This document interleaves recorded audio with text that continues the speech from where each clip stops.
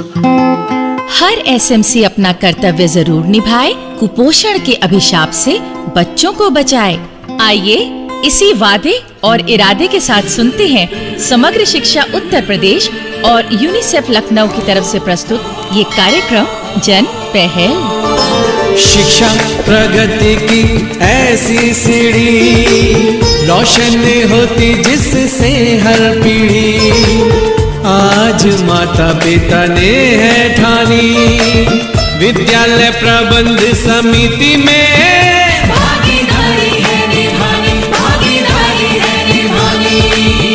सभी सुनने वालों को विद्या का नमस्कार और काकी आपको मेरा प्रणाम। जीती रहो विद्या बेटी, जीती रहो।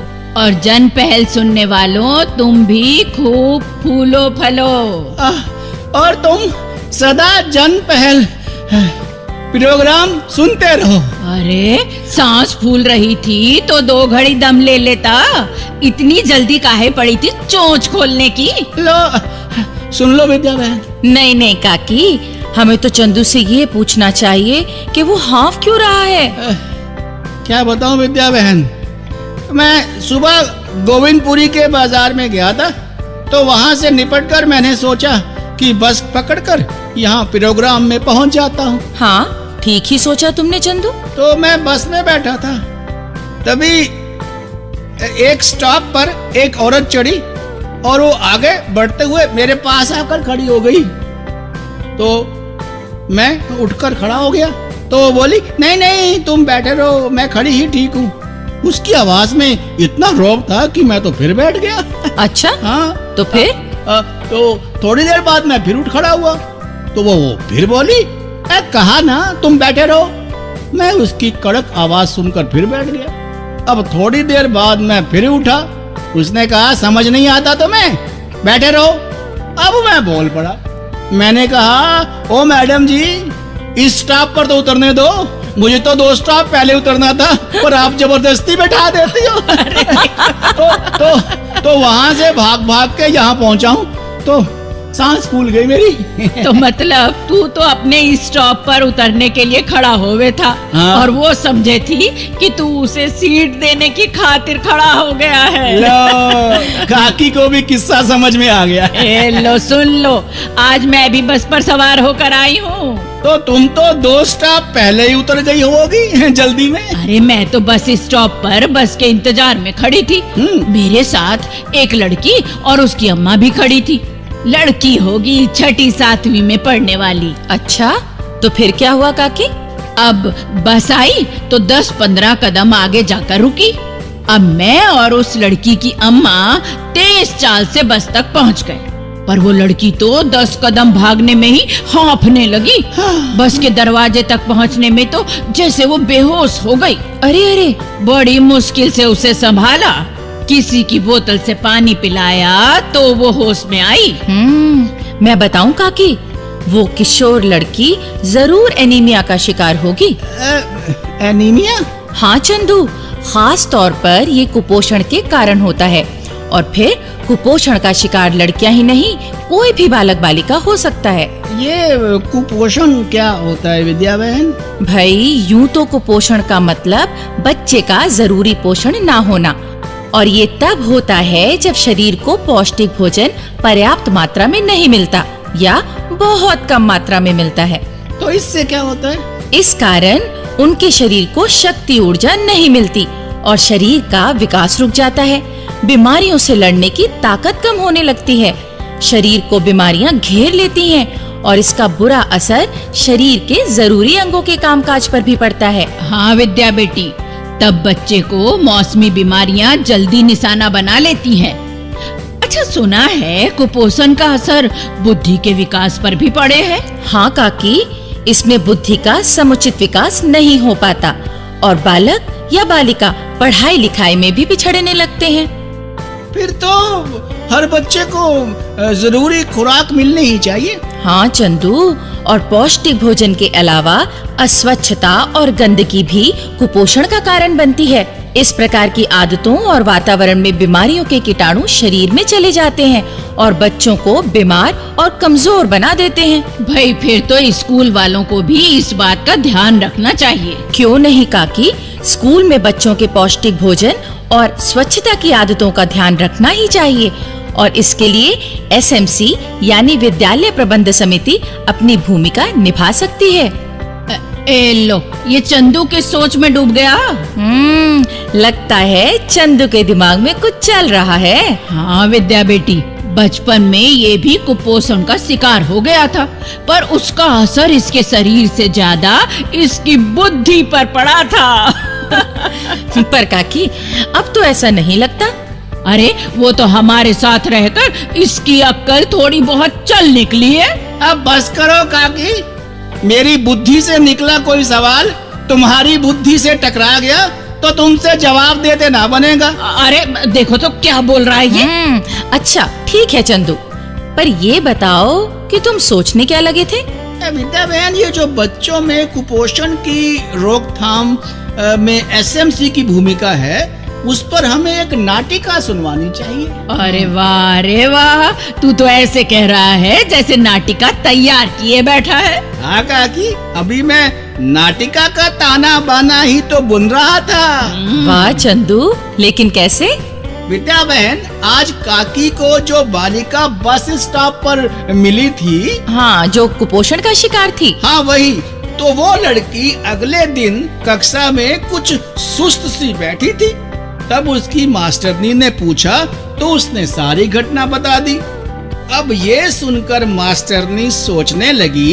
क्या सोचने लगी रे? वही तो अब नाटिका में सुनो काकी। इस बच्चे की बात सुनकर मेरा मन सहम सा गया है।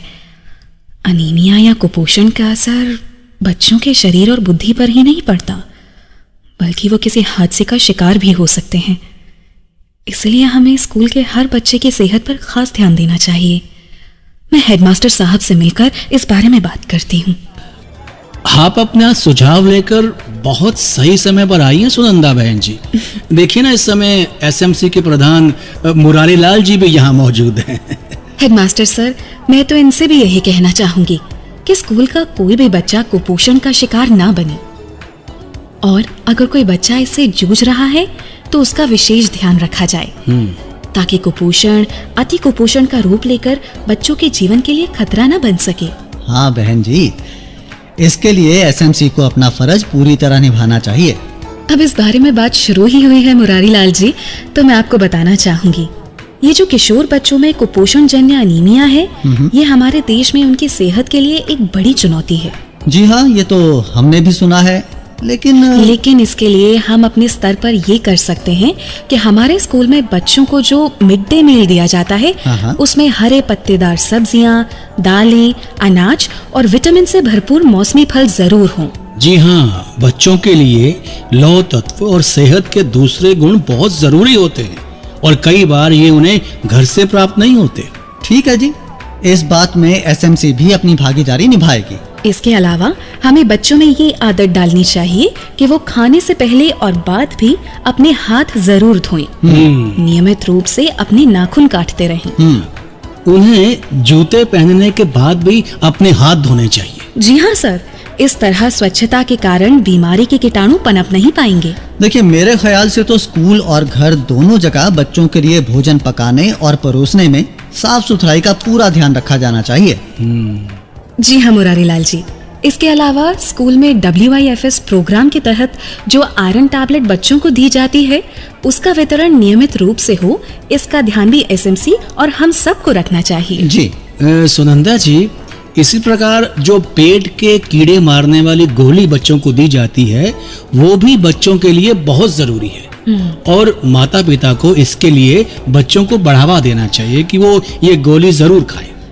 माता पिता की बात से मुझे याद आया हेडमास्टर साहब कि बच्चों की सेहत के लिए हमें माता पिता को भी जानकार और जागरूक बनाना चाहिए। जी हाँ, वो भी बहुत जरूरी है। एसएमसी के दल को माता पिता के पास पहुंचकर उन्हें ये बताना चाहिए कि पौष्टिक भोजन का मतलब महंगा भोजन नहीं होता। जी। पालक, बथुआ, मेथी जैसे हरी पत्तेदार सब्जियां जो उनके बागीचे में ही उगाई जा सकती हैं। जी हाँ, इन्हें घर में पकाकर वो बच्चों को खिला सकते हैं और यही बात दूध और उससे बने पदार्थों पर भी लागू होती है। जी हाँ, गांव में तो किसी परिवार की आर्थिक स्थिति चाहे कैसी भी हो, दूध तो उन्हें मुहैया हो ही जाता है। जी। इसका बेहतर सेवन भी बच्चों द्वारा किया जाना चाहिए। बच्चों में शाकाहारी भोजन की आदत उन्हें सेहत के जरूरी तत्व अधिक मात्रा में प्रदान करती है। बहन जी, हम तो स्कूल में ही सारी भाजी की बगीची तैयार कर सकते हैं और इसमें बच्चों का सहयोग भी ले सकते हैं। जी हाँ मुरारी लाल जी, इस तरह बच्चों में एक अच्छी आदत पैदा हो जाएगी। जी, और उस बगीची से प्राप्त सब्जियां हम बच्चों को बांट सकते हैं या स्कूल के भोजन में उनका इस्तेमाल कर सकते हैं। जी हाँ, तो आइए इस काम में जुट जाएं। पोषण के वरदान से कुपोषण का अभिशाप मिट जाए।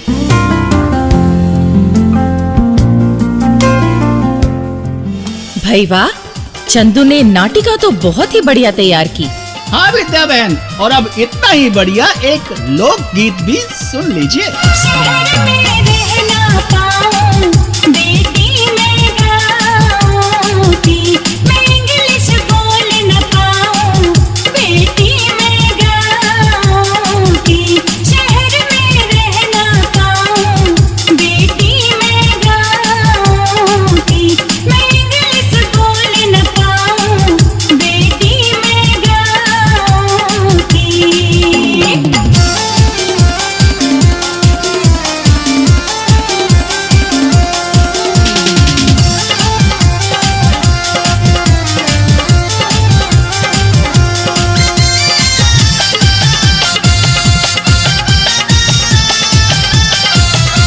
पुरानी रीत सभी भूले, जले यहाँ गैस के चूल्हे।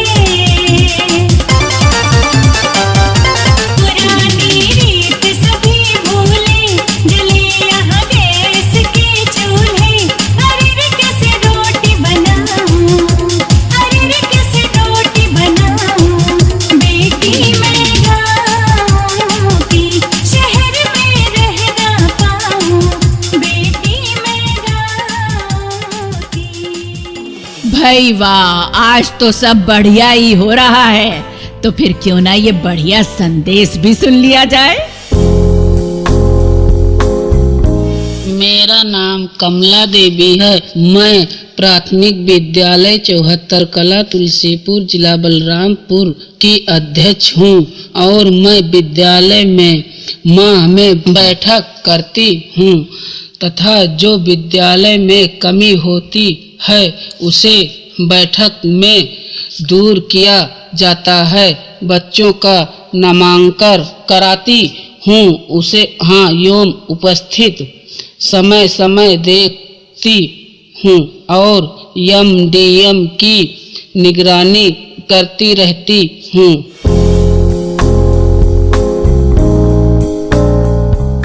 तो भाई अब हम चलते हैं, पर अगले ही प्रोग्राम में फिर मिलते हैं। भाइयों बहनों, अगर आप अपनी बात हम तक पहुंचाना चाहते हैं या विद्यालय प्रबंध समिति के बारे में कोई जानकारी चाहते हैं या कार्यक्रम के बारे में कोई सुझाव देना चाहते हैं तो इस पते पर लिखें।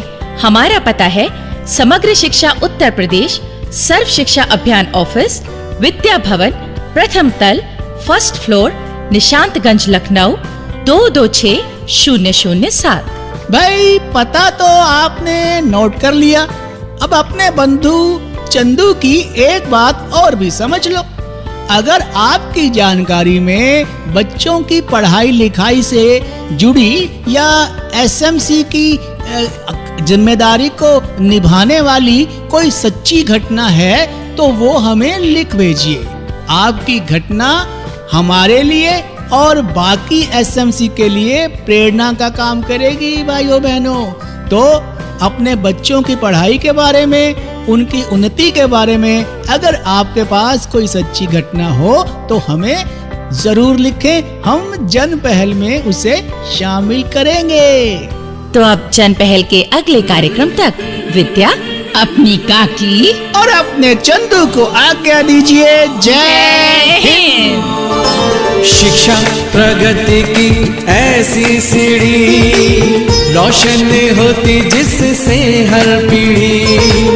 आज माता पिता ने है ठानी, विद्यालय प्रबंध समिति में